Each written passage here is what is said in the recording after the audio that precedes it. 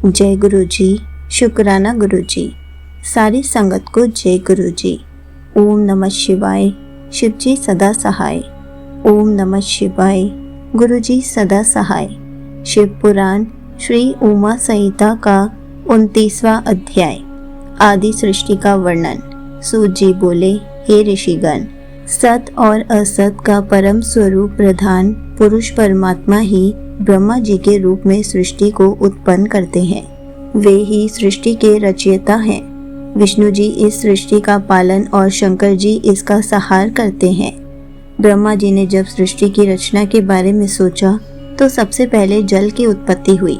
जल को नरक पुत्र कहा जाता है और जल में नारायण रहते हैं।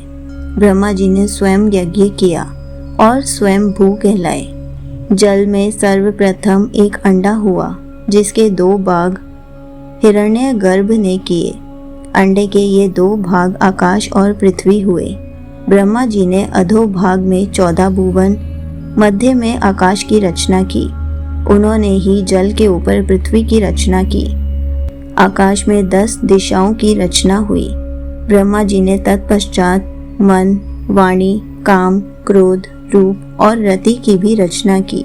मरीचि, अत्रि, अंगिरा, पुलस्त्य, पुला, ऋतु, वशिष्ठ, महामुनि तेजस्वी ऋषियों के रूप में विश्व प्रसिद्ध हुए।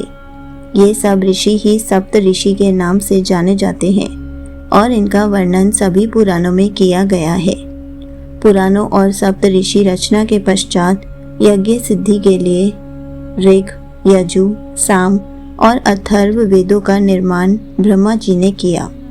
तत्पश्चात उन्होंने देव पूजन किया।